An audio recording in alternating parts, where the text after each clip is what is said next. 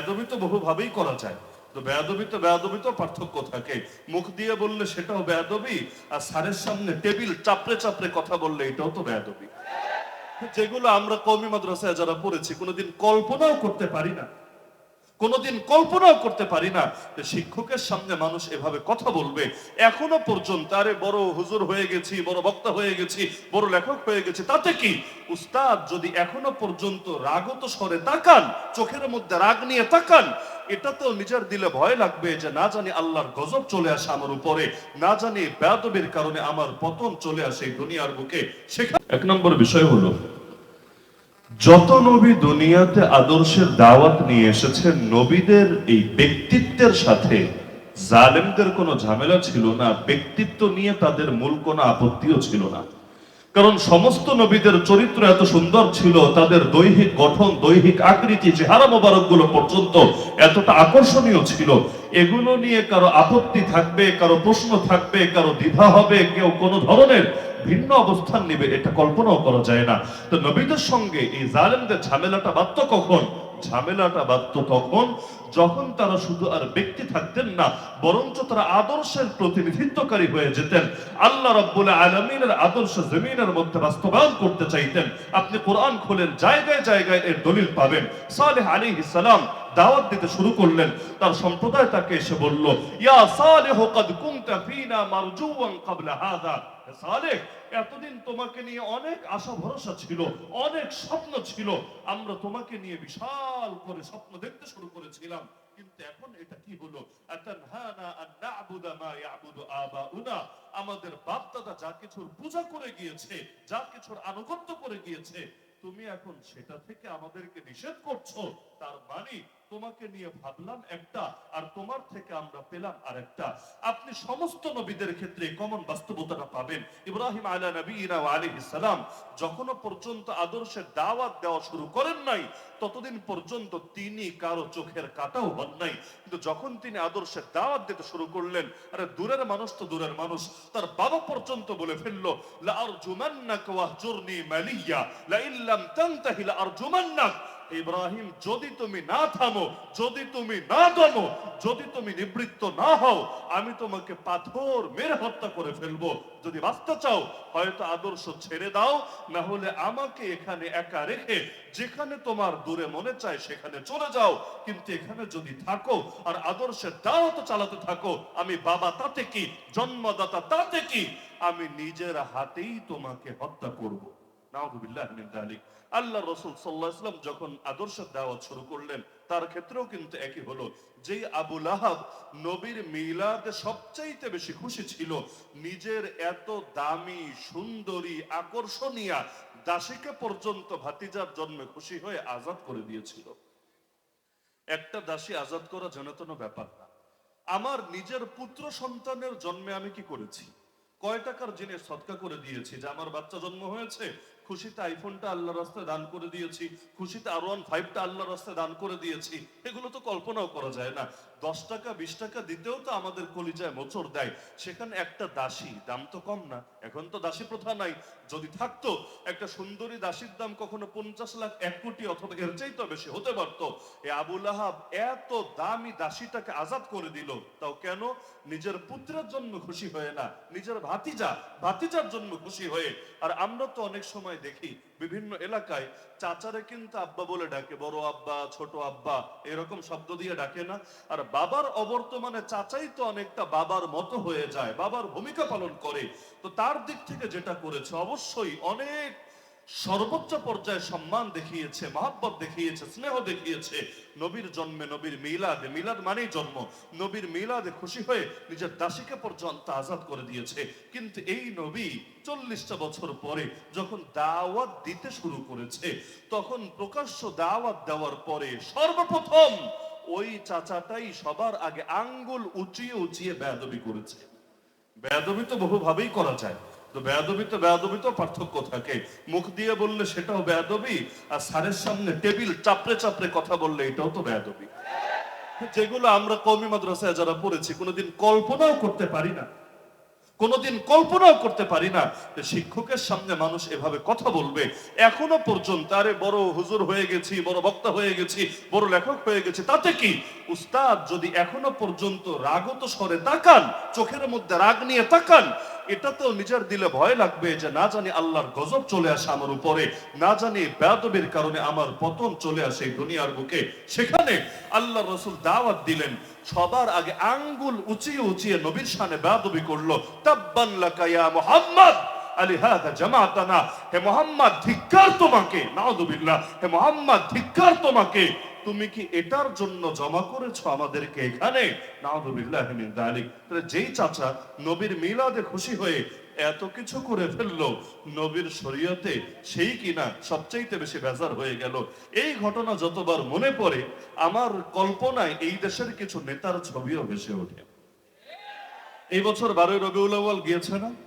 12 রবিউল আউয়াল এমন কিছু নেতাও ঈদের শুভেচ্ছা জানিয়েছে, ঈদ সকল ঈদের সেরা ঈদ, ওই ঈদের শুভেচ্ছা জানিয়েছে এমন কিছু নেতা যারা প্রকাশ্যে আবার বলে আমরা শরীয়তের আইনে বিশ্বাস করি না। শরীয়তের আইন মানে কার আইন?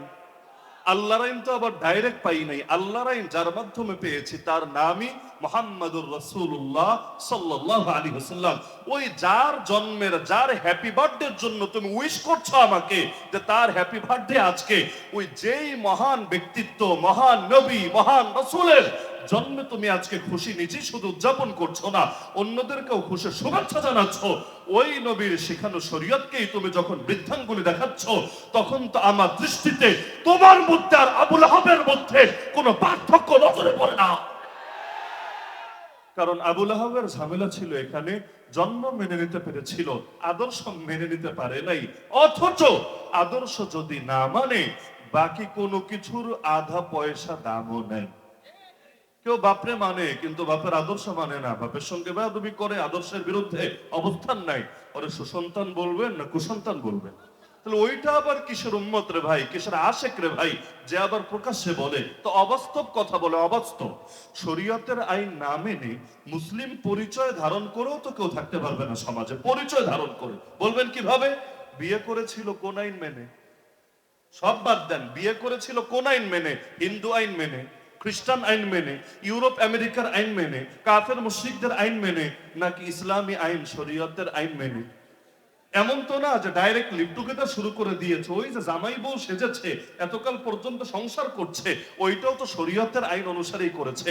নিজের অঙ্গহানিও যে করেছে, নিজের অঙ্গহানি বিশেষ একটা অঙ্গের মধ্যে কর্তনের কাজটা সম্পন্ন করেছে, ওইটাও কোন শরীয়ত মেনে? আল্লাহ রাসূলের শরীয়ত মেনেই তো করেছে। মরার পর জানাজা যে হয়, এটাও কি নবীর শরীয়ত নয়? কেউ যদি বলে শরীয়তের আইন বিশ্বাস করি না, তাকে তো প্রকাশ্যে বলে দেওয়া দরকার, ঠিক আছে কাকা, ঠিক আছে চাচা, ঠিক আছে আঙ্কেল, আপনি মরার পর আমরা শরীয়তের আইন দিয়ে আপনার জানাজা পড়বো না, আপনাকে জানাজা ছাড়াই আমরা দাফন করে দেবো ইনশাআল্লাহ। এটা মানবে? এটা মানবে? এই দেশে নাস্তিকও চায় তার জানাজা হোক, কারণ জানাজা না হলে ওর বংশের জন্য এটা চির কলঙ্ক এবং স্থায়ী দাগ হয়ে থাকবে। এ কারণে সবার জানাজা হয়, এমনকি জানাজা যদি পড়তে নাও পারে তারপরও মানুষ জানাজায় হাজির হয় জাস্ট একটা ফর্মালিটি রক্ষা করার জন্য। জানাজা কয়জন পড়তে পারে? এমন এক সমাজে থাকি, জানাজাটা কয়জন পড়তে পারে এটাও চিন্তার বিষয় হয়ে দাঁড়িয়েছে। দেশের সবচেয়ে সুদর্শন পুরুষ বলে খ্যাত, এরাও পারে না নিজের বাপের, ডাইরেক্ট বাপের জানাজাটা ঠিকভাবে পড়তে। কি হবে এত শিক্ষা দীক্ষা দিয়ে? কি হবে এত ডিগ্রি দিয়ে? কি হবে এত পড়াশোনা দিয়ে যদি নিজের বাপের জানাজাটাই পারি না ঠিকভাবে পড়তে? পারি না আমার বাপের জন্য আল্লাহর কাছে হাত তুলে রব্বির হামহুমা কামা রাব্বায়ানি সগীরা বলে দোয়া করতে পারি না? একটা দিন আমার বাপের কবরটা জিয়ারত করতে কি হবে এত শিক্ষা দীক্ষা দিয়ে? আবু জাহালও তো কম শিক্ষিত ছিল না। আবু জাহালকে আগে বলা হতো আবুল হাকাম। আবুল হাকাম, আবুল হাকাম মানেই হলো মহাজ্ঞানী, মহাজ্ঞানী। তাহলে যেই লোকটা আগে ছিল মহাজ্ঞানী, নবী তার নাম দিলেন আবু জাহাল, মহামূর্খ, গন্ডমূর্খ। কেন? এমন তো না সে পাগল হয়ে গিয়েছিল, সে পাবনার রোগী হয়ে গিয়েছিল, সব জ্ঞান মাথা থেকে আউট হয়ে গিয়েছিল, এমন তো না। বরং আল্লাহর নবী বুঝিয়ে গেলেন, যেই জ্ঞান দিয়ে আল্লাহ চেনা যায় না, রাসূল চেনা যায় না, হক বাতিল আলাদা করা যায় না, ন্যায় অন্যায়কে পৃথক করা যায় না, জাহেলিয়াত ছেড়ে আলোর পথে আসা যায় না, ইসলামের দৃষ্টিতে সেই জ্ঞানের এক পয়সা দামও থাকে না। এমনকি সেটাকে জ্ঞান বললে জ্ঞানের অবমূল্যায়ন ছাড়া ভিন্ন কোনো কিছুই হয় না। তো জ্ঞান সেটাই জ্ঞান, যেই জ্ঞান দিয়ে যিনি সৃষ্টি করেছেন তার স্বীকৃতি দেওয়া যায়, যিনি সৃষ্টি করেছেন নেয়ামতের মধ্যে রাখছেন, অন্তত তার পরিচয়টা দেওয়া যায়। তো বলছিলাম, সব নবীদের সঙ্গে জালেমদের ঝামেলা ছিল তাদের ব্যক্তিত্ব নিয়ে না তাদের আদর্শ নিয়ে। আল্লাহ কোরআনে বলেন, ফাইন্নাহুম লা ইউকাযযিবুনাক ওয়ালাকিন্নায যালিমিনা বিআয়াতিল্লাহি ইয়াজহাদুন। হে নবী, তারা আপনাকে অস্বীকার করে না, বরঞ্চ তারা মূলত আল্লাহর আয়াতসমূহকে অস্বীকার করে।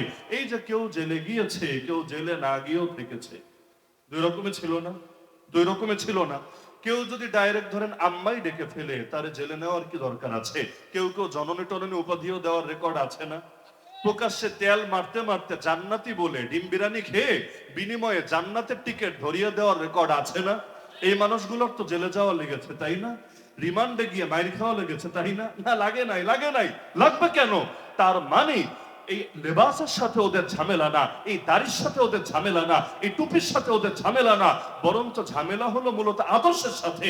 এজন্য দেখবেন মাঝে মাঝে সৌদি আরবের এমন দৃশ্য ভেসে আসে যে একদিকে গায়ের মধ্যে বিশাল জুব্বা আর একদিকে ডান্স করছে, মদ খাচ্ছে। এইরকম গায়ে জুব্বা লাগায় কেউ যদি ডান্স করে, কেউ যদি বিভিন্ন অপকর্ম করে, পরে নিয়ে দেখবেন কারো ঝামেলা থাকে না। ঝামেলা তখনই হবে যদি গায়ের মধ্যে এই লেবাস নেই, সাধারণ লেবাসে আছে, কিন্তু জবানের মধ্যে হকের কথা আছে, দিলের মধ্যে হকের আদর্শ আছে। তখন দেখবেন আপনার পোশাক কি, আপনার পরিচয় কি, আপনার বংশ কি, আপনার দেশ কি, আপনার সমাজ কি, কোনো কিছু দেখবে না, বরং আপনার বিরুদ্ধে ঠিকই অবস্থান নেবে।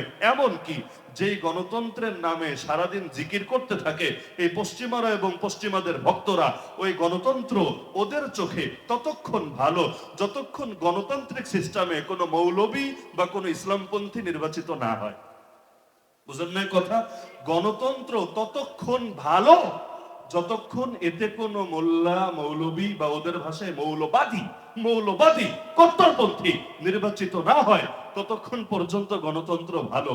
আর যখনই এমন হবে এগুলোর মাধ্যমে কেউ নির্বাচিত হবে, আজকেও এক ফাজিল বলছে গণতন্ত্র অনেক সময় ভুল লোককে নির্বাচন করে, ঢাকা ভার্সিটিতে এটাই হয়েছে।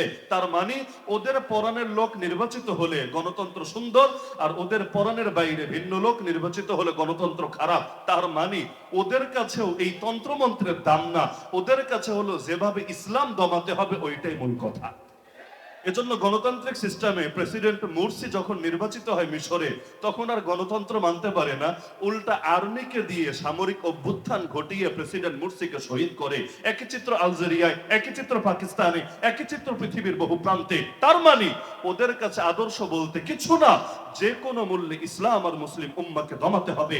এই যে 11 তারিখ 9 নম্বর মাস 2001 সাল, কোন একটা বিশেষ ঘটনা ঘটেছিল না? যে ঘটনাটা কি বলে 9/11, তাই না? 9/11 এর ঘটনা বলে গেছেন নাকি আপনার? 9/11 মানে 11 নম্বর মাসের 9 তারিখ, এটা না, 9 নম্বর মাসের 11 তারিখ। 9 নম্বর মাসের 11 তারিখ। আজকে কয় তারিখ? আজকে কয় তারিখ?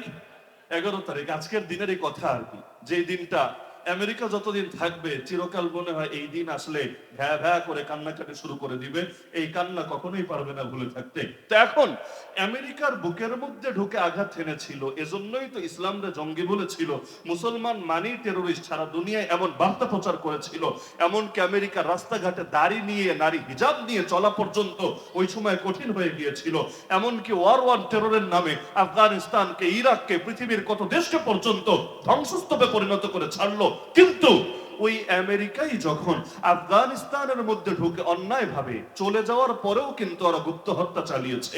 এই ইসরায়েল যখন স্বাধীন দেশ কাতারের মধ্যে অন্যায় ভাবে বোমা হামলা চালায়, তখন কিন্তু আর এটা মনে থাকে না স্বাধীন আরেকটা দেশের ভেতর এভাবে অন্যায় ভাবে হামলা চালানো যায় না।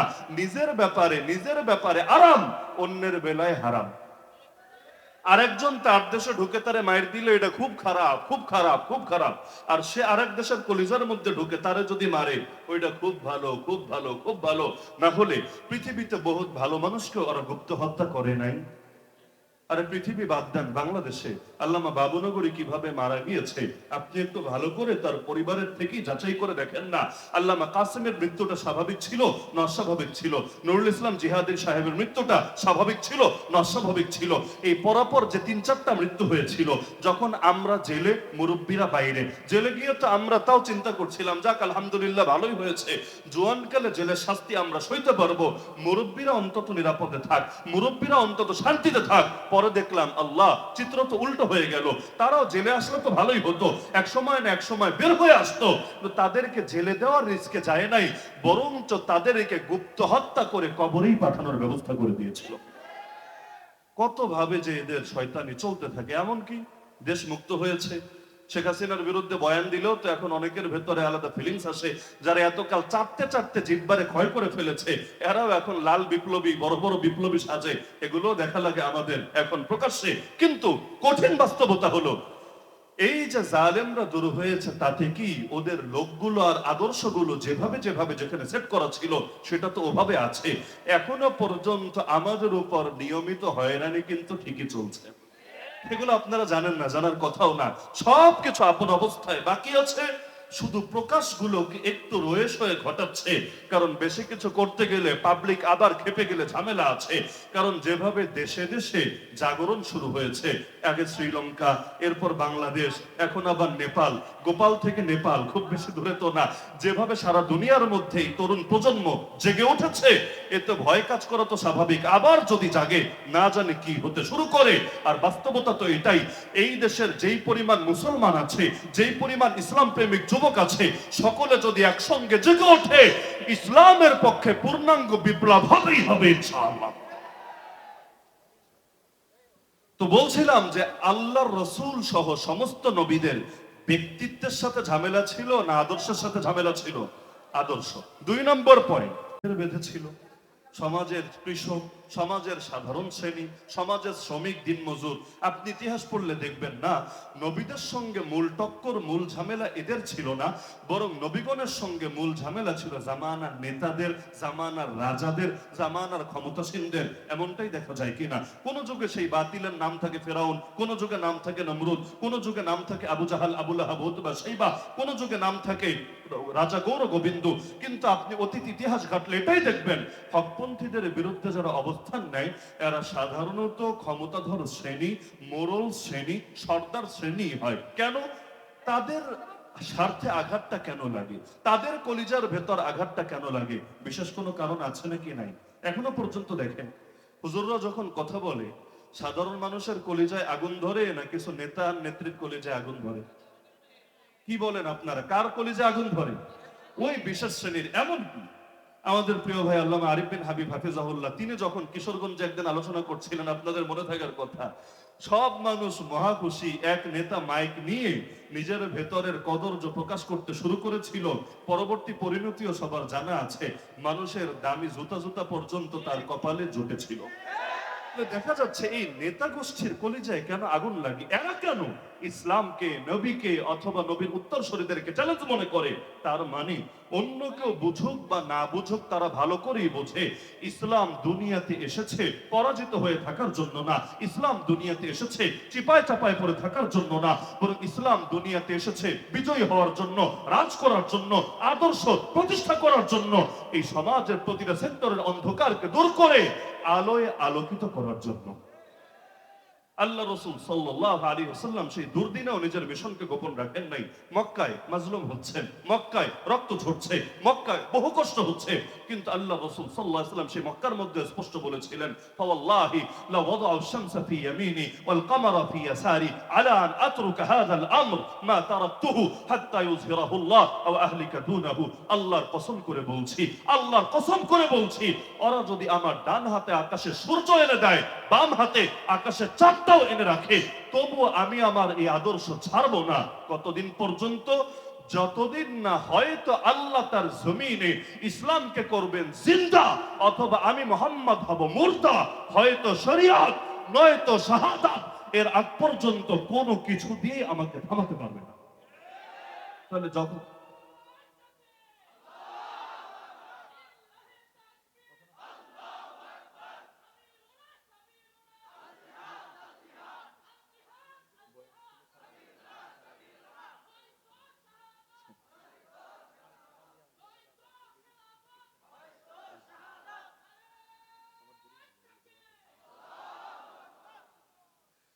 তো আল্লাহ রাসূল সাল্লাল্লাহু আলাইহি ওয়াসাল্লাম নিজের মিশনের কথা গোপন রাখেন নাই, এবং তার মিশন যে হক এটা বুঝতে ওদেরও কোনো ঝামেলা হয় নাই। আবু জাহলও বুঝতো, খুব ভালো করে বুঝতো। ওমর রাদিয়াল্লাহু আনহু প্রথমে বুঝেন নাই, কিন্তু এক সময় নবীজির দোয়ার বরকতে তিনিও বুঝেছেন। তো এক সময় এমন হলো, এই যে গোটা গোষ্ঠীটাই নিজেরাও নেমে আসলো, নিজেদের কর্মীদেরকেও নামাতে বাধ্য করলো। এই সবগুলো কেন ছিল?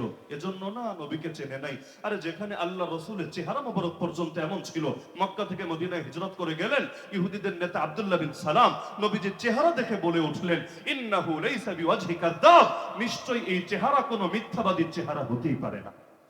যেখানে আল্লাহ রাসূল সাল্লাল্লাহু আলাইহি ওয়াসাল্লামের জবান পর্যন্ত এমন ছিল, আল্লাহ রাসূল বললেন, ফাওয়াল্লাহি মা ইয়াখরুজু মিনহু ইল্লা হক, আল্লাহর কসম এই জবান থেকে হক ছাড়া কোনো কথাই বের হয় না। এমনকি সেই জবানের মধ্যে আল্লাহ এমন শক্তি দিয়ে দিলেন, আলী রাদিয়াল্লাহু আনহু চোখে বড় ব্যথা, খায়বারের যুদ্ধ চলাকালে আল্লাহ রাসূল সাল্লাল্লাহু আলাইহি ওয়াসাল্লাম নিজের মুখ থেকে একটু থুথু তার চেহারায় লাগিয়ে দিলেন, সঙ্গে সঙ্গে ফাবারা মাকানা হাত্তা কান্নাহু লাম ইয়াকুন বিহি শাই, তিনি তৎক্ষণাৎ এমন ভাবে সুস্থ হয়ে গেলেন যেন তার কোনোদিন কোনো অসুস্থতা ছিলই না। তো যেই নবীর চেহারা দেখলে, যেই নবীর মুখের কথা শুনলে, যেই নবীর হাঁটা চলা আচরণ উচ্চারণ সবকিছু দেখলে, এমনকি আপনি শামাইলের কিতাব পড়লে দেখবেন আল্লাহ রাসূল সাল্লাল্লাহু আলাইহি ওয়াসাল্লাম তিনি সাইজে অতি লম্বা ছিলেন না। আমাদের অনেকে থাকে না অনেক লম্বা, নবীজি এমন ছিলেন না। আল্লাহ রাসূল ছিলেন মাঝারি সাইজের চাইতে একটু উপরে, মাঝারি সাইজের চাইতে একটু উপরে। তো যখন হাঁটতেন, আমাদের মতো তো আর হাঁটতেন না, নেতাজি সামনে, পীরজি সামনে, হুজুরজি সামনে, আর বাকি সবাই দলে দলে থাকবে পেছনে, আলাদা একটা ভাবি থাকবে হাঁটার ভেতরে। আল্লাহ রাসূল সাল্লাল্লাহু আলাইহি ওয়াসাল্লাম যখন হাঁটতেন, ডানে সাহাবী, বামে সাহাবী, সামনে সাহাবী, পেছনে সাহাবী, কিন্তু সাইজে তার চাইতে বড় সাহাবীও আছে, উঁচা সাহাবীও আছে। কিন্তু আপনি কিতাব পড়লে দেখবেন নবীজি যখন হাঁটতেন তার একটা মুজিজা ছিল, দূর থেকে তার চেহারাটা, তার মাথাটাই নজরে আসতো দূর থেকে আলাদা ভাবে। সাইজে সবার চাইতে লম্বা না, কিন্তু দূর থেকে তার মাথাটাই ভেসে উঠছে। এগুলো কি স্বাভাবিক নাকি বিশেষ? আল্লাহ রাসূল সাল্লাল্লাহু আলাইহি ওয়াসাল্লামের নাক দূর থেকে দেখলে মনে হতো কি নাকটা একটু লম্বা নাকি, কাছ থেকে আসলে বোঝা যেত নাকের মধ্যেও আলাদা নূর চমকাচ্ছে প্রতিটা মুহূর্তে। এমনকি যে রাসূলকে পাথর পর্যন্ত সালাম দিচ্ছে, যে রাসূলকে মেঘ পর্যন্ত ছায়া দিচ্ছে, যে রাসূলের ক্ষেত্রে এমন হচ্ছে কোরবানি করবেন, উট কোরবানি। আরে সাহাবী বলেন যে একটা উট নবীজির সামনে হাজির করা হলো, বাকি উটগুলো মনে হচ্ছিল রশি ছিঁড়ে ছুটে আসবে নবীজির সামনে, কার আগে কে কোরবান হবে আল্লাহর নবীর হাতে। এত কিছু দেখার পরে, চার দ্বিখণ্ডিত হওয়া থেকে শুরু করে এত কিছু দেখার পরে, এমনকি এত কিছু লাগবে কেন, এক কোরআনই তো যথেষ্ট ছিল, এক কোরআনই তো যথেষ্ট ছিল। আল্লাহ রাসূল সাল্লাল্লাহু আলাইহি ওয়াসাল্লাম বলেন, মা মিন নাবিয়্যিন, এমন কোন নবী নাই, ইল্লা উতিয়া মিনাল আয়াতি মা মিথলুহু আমানা আলাইহিল বাশার, যাকে আল্লাহ এমন নিদর্শন দেন নাই যে নিদর্শন দেখে লোকেরা ঈমান আনবে। এরপর নবীজি বলেন, আল্লাহ আমাকে যে নিদর্শন দিয়েছেন সেই নিদর্শন হলো এমন ওহী, যেই ওহী আল্লাহ আমার উপর নাজিল করেছেন, আর এ কারণেই আমি আশা করি কিয়ামতের দিন আমার অনুসারী হবে সবচাইতে বেশি। তার মানে সব নবীরই মুজিজা থাকে, আমার নবীরও মুজিজা আছে, কিন্তু আমার নবীর সবচাইতে বড় মুজিজা চার দুই টুকরা হওয়া না, সবচাইতে বড় মুজিজা আঙ্গুলের ভেতর থেকে ঝর্ণার মতো পানি প্রবাহিত হওয়া না, সবচাইতে বড় মুজিজা মস্কের মুখে হাত বুলিয়ে দিচ্ছেন আর সেই মস্কের পানি সবার জন্য যথেষ্ট হয়ে যাচ্ছে। শুধু এটাই না, নবীর মুজিজা আল্লাহ রাসূল সাল্লাল্লাহু আলাইহি ওয়াসাল্লাম এমন বকরি, যেই বকরির সাথে এখনো কোনো ছাগল মেলামেশা করে নাই, কিন্তু নবীজি তার ওলানে হাত বুলিয়ে দিচ্ছেন আর দুধ নেমে আসছে। এগুলো না, বরং আল্লাহ নবীর সবচাইতে বড় মুজিজা কোরআন, যেই কোরআন আমাদের সামনে আছে, কিয়ামত পর্যন্ত থাকবে। নবীকে যদিও দেখতে পারি নাই সচক্ষে দুনিয়ার জীবনে, তো নবীর রেখে যাওয়া মুজিজা আজও দেখছি। আর সবচাইতে বড় কামিয়াব তো তারা যারা শুধু দেখছে না, নিজেদের সিনার মধ্যেও ধারণ করে রেখেছে। আর আমরা তো স্বপ্ন দেখি, সেই দিন বেশি দূরে না যেই দিন এই নবীর রেখে যাওয়া মুজিজা দিয়ে বাংলাদেশেও শাসন কার্য শুরু হবে। আল্লাহ রসুলকে চেনাটা তো বড় দুষ্কর ছিল না তাদের জন্য, কিন্তু এরপরও সবসময় লেগে থাকলো কেন এভাবে নবীজির পেছনে? এটা না জেনে না, না বুঝে না, বরং গায়রুল মাগদুবি আলাইহিম ওয়ালাদ-দাল্লিন, এই আয়াতের একটা তাফসীর এটাও আছে যে গজবগ্রস্ত হলো তারা যারা জানার পরেও মানে না, ইলম আছে কিন্তু আমল হলো উল্টা। আর আদ-দাল্লিন, বিপদগামী হলো তারা যারা জানেও না, না জানার কারণে মানেও না, মানতে পারেও না। এর মধ্যে আল্লাহ সবার আগে উল্লেখ করলেন গজবগ্রস্তদের কথা। তার মানে যারা জানে না মানে না ওরাও খারাপ, কিন্তু যারা জানার পরেও মানে না ওরা হলো সবচাইতে নিকৃষ্ট খারাপ। আপনি কারে কি বুঝাবেন? এই বাংলাদেশে কোন সুদখোর জানে না সুদ হারাম? বাংলাদেশে কোন বেশ্যা জানে না বেশ্যাগিরি হারাম? বাংলাদেশে কোন গায়ক জানে না এভাবে গান বাজনা করা হারাম? আরে বাংলাদেশে নতুন করে কি ফতোয়া দিবেন আপনি? এই সরকারগুলো যে পতিতাবৃত্তি চালু করে দিয়েছে, পতিতালয়গুলোকে লাইসেন্স দিয়ে রেখেছে, ওরা জানে না পতিতালয় হালাল নাকি হারাম, এর দ্বারা উপকার নাকি ক্ষতি? এই দেশের অর্থনীতির ভিত্তি যে সুদকে বানিয়ে ফেলেছে, ওরা জানে না সুদ মানেই বৈষম্য। এই যে বৈষম্যের বিরুদ্ধে এত আন্দোলন, এত আন্দোলন, সেই ভাষা আন্দোলন থেকে শুরু করে ৭১-এর যুদ্ধ তো বৈষম্য, বাঙালি আর অবাঙালি বৈষম্য দূর করার জন্য, ২০২৪-এর আন্দোলনও সেই বৈষম্য দূর করার জন্য। অথচ কোন দেশের অর্থনীতিতে সুদ যদি থাকে, আল্লাহর জাতে পাকের কসম করে বলা সম্ভব, ওই দেশে ধনী আর গরিবের বৈষম্য খালি বাড়বে আর বাড়বে আর বাড়বে। তাহলে বৈষম্য দূর করতে চাইলে তো সবার আগে অর্থনীতি থেকে এই সুদকে দূর করতে হবে। কারণ স্বাধীনতা দিয়ে কি হবে মুক্তি যদি না আসে? স্বাধীনতা দিয়ে কি হবে মুক্তি যদি না আসে? আর ওই মুক্তি আবার কেমন মুক্তি, যে মুক্তির পরেও অর্থনৈতিক ভাবে কপালের মধ্যে মুসিবত লেগে থাকে দিনকে দিন। আমরা গরিব হচ্ছি না ধনী হচ্ছি? সাধারণরা জবাব দেন, আমরা গরিব হচ্ছি না ধনী হচ্ছি? ক্যাশ হয়তো বাড়ছে, কিন্তু আমরা আসলে গরিব হচ্ছি। আপনি দেখেন, এখন থেকে 10 বছর আগে 10,000 দিয়ে কি করতে পারেন, এখন 20,000 দিয়েও তা পারেন কিনা আপনি দেখেন। দেখেন ক্যাশ বাড়ছে, কিন্তু বাস্তবতা এটাই, আমরা গরিব হচ্ছি। এখনো এই দেশে 4 কোটির বেশি মানুষ দারিদ্র সীমার নিচে বসবাস করছে। তাহলে এই সুদের মাসালা জানে না? আরে জানে না, সব জানে, ভালো করে জানে। তো জানার পরও ইচ্ছাকৃত ভাবে বিরোধিতা করে, যদিও বিরোধিতায় লাভ আছে। ইসলাম জিনিসটাই এমন, যতবার এরে দমাতে চায় ততবার দ্বিগুণ শক্তি নিয়ে সে আলো জ্বেলে যায়। দমাতে না চাইলে স্বাভাবিক গতিতে আগায়, দমাতে চাইলে 10 গুণ বেশি শক্তি নিয়ে এগিয়ে যায়। তাহলে আল্লাহ নবীর সঙ্গে সবচাইতে বেশি ঝামেলা ছিল কাদের? ওই গরিব দুঃখী জনতার না নেতাদের? আরে কাদের? আজকেও আলেম ওলামার সঙ্গে সবচাইতে বেশি ঝামেলা কাদের? গ্রামের খেটে খাওয়া সাধারণ মানুষের নাকি বড় বড় নেতা নেত্রীদের? তাহলে সিলসিলা এটাই। কেন নেতাদের ঝামেলা? কেন? ওই যে প্রথম যে কারণটা বলেছি, মূল দ্বন্দ্ব তো ভাই ব্যক্তি নিয়ে না, মূল দ্বন্দ্ব হলো আদর্শ নিয়ে। আর আদর্শটা যখন প্রতিষ্ঠিত হবে, সেটা মূলত এস্টাবলিশমেন্টকেই আঘাত করবে। ইসলাম আসেই মূলত আগেরটাকে ডিলিট করে নতুনটাকে প্রতিষ্ঠা করতে। এই যে এখন সংস্কার সংস্কার বলে না, সংস্কার সংস্কার, বাস্তবে এই দেশে তো বিপ্লব লাগবে, বিপ্লব, পূর্ণাঙ্গ বিপ্লব। সংস্কার মানে কি? আগেরটাকে রেখে একটু এডিট করে দেন, একটু কাটসাট করে যেভাবে করলে সুবিধা হয় এভাবে করে দেন। আর বিপ্লব মানে কি? আগেরটারে ধরে এই যে টিস্যুর মতো ডাস্টবিনে ছুঁড়ে ফেলেন, নতুন আরেকটা নেন। তো ইসলাম, ইসলাম এমন একটা ধর্ম যেখানে সংস্কারটা এতটা পূর্ণাঙ্গ, যেখানে একটা যদি জিন্দা হয় এর বিপরীতটা মুর্দা হয়। এজন্যই আগে বলি লা ইলাহা, পরে বলি ইল্লাল্লাহ। লা ইলাহা মানে কি? আগে সব বাতিল খোদারে তালাক দেই, ইল্লাল্লাহ বলে আমি তো শেষ করবো, আমি তো ঠিক আছে। আখিরু দাওয়ানা আলহামদুলিল্লাহ রাব্বিল আলামিন। এমনি আমি তো বয়ান শুরু করার আগেই বলেছি যে হুজুরকে বসিয়ে রেখে কষ্ট দিব না। আর আমার বয়ান ছিল 10:30টায়, সেই হিসেবে শেষ হওয়ার কথা 11:30টায়। আর কর্তৃপক্ষ উনাকে বারবার চাপ দিচ্ছে যে হুজুর আসতে দেরি করছে, আপনি আসেন না আসেন না, অথচ আমার বয়ানের টাইম 10:30টায়। তা আমি দেরি করলাম কোথায়? তো এমনি আলোচনা শেষ পর্যায়ে ছিল, আর 2টা বাক্য হয়তো বাকি ছিল, সেটা আপাতত রেখে দিলাম। তো কর্তৃপক্ষ খুশি থাক। ওয়া আখিরু দাওয়ানা আলহামদুলিল্লাহ রাব্বিল আলামিন। একজন উঠবেন না, একজন উঠবেন না, কারণ আমার সুযোগ থাকলে আগামীকাল জুম্মার তারা না থাকলে আমি নিজেও হযরতের বয়ান ফাস্টুলা শুনতাম। আমি শুনি, এমনিও শুনি, কারণ তার বয়ান এটা কোনো বয়ান না, এটা ইলমের একটা ক্লাস। বাংলাদেশে যদি এই ধারাটা চালু হয়, এই ধারাটা চালু হয়, ওই গাজাখুরি, কেচ্ছা কাহিনী, আজিব আজিব জাল হাদিসের পসরা, এগুলো যদি বন্ধ হয়, এটাও একটা বিপ্লব হবে ইনশাআল্লাহ ওয়াজের অঙ্গনে। আমি মনে করি ঘরে ঘরে যেদিন আরিফ বিন হাবিব জন্ম হবে, অন্তত প্রতিটা জেলায় একজন করে আরিফ বিন হাবিব থাকবে ইনশাআল্লাহ। এই দেশে ওয়াজের মাধ্যমে হেদায়েত ব্যাপক থেকে ব্যাপকতর হবে ইনশাআল্লাহ। তো ইলমের ক্লাস করতে রাজি আছেন না? এই রাতের মধ্যে কেউ যদি সামান্য টাইম ইলম শেখে এবং শেখায়, সারা রাত জেগে জেগে ইবাদত করার চাইতে বেশি সওয়াব হয়। তাদারুসুল ইলমি সাআতুম মিনাল লাইল খায়রুম মিন ইহইয়াহা। তো যতক্ষণ বসবেন এই নিয়তে, তাহাজ্জুদ পড়লে এই টাইমে যে সওয়াব পেতেন তার চাইতেও বেশি সওয়াব পাবেন ইনশাআল্লাহ। আর যদি আমল করেন তাহলে তো পুরাই সোনায় সোহাগা। তো একজনও উঠবেন না, আমার সাথে কেউ মুসাফাহা করার চেষ্টা করবেন না। সবার জন্য দোয়া থাকবে, মহব্বত থাকবে, কিন্তু প্রত্যেকে একদম শেষ মুহূর্ত পর্যন্ত প্রতিটা কথা শুনবেন, শুনি শেষ না, দিলের মধ্যে গেঁথে রাখবেন এবং জিন্দেগিতে আমলে আনার চেষ্টা করবেন। মনে থাকবে তো ইনশাআল্লাহ? মনে থাকবে তো ইনশাআল্লাহ। আর হাদিসেও আছে কেউ যখন কাউকে মহাব্বত করে সে যাতে তাকে জানিয়ে দেয় সে তাকে মহাব্বত করে। তা আগেও জানিয়েছি, এখন আপনাদেরকে সাক্ষী রেখেও জানাই, আল্লাহি ইন্নী লা উহিব্বুকুম ফিল্লাহ। আল্লাহর জন্য আমরা আরিফ বিন হাবিব ভাইকে মহাব্বত করি। আল্লাহ তাআলা তাকে নেক হায়াত দান করুন, সুস্থতার হায়াত দান করুন। তিনি যে মিশন নিয়ে নেমেছেন খালি ওয়াজ করার জন্য না, ওয়াজে বিপ্লব ঘটানোর জন্য, তার জীবদ্দশাই এই মিশনকে সফল দেখে যাওয়ার তৌফিক দান করুন, আমিন। ওয়া আখিরু দাওয়ানা আলহামদুলিল্লাহি রাব্বিল আলামিন।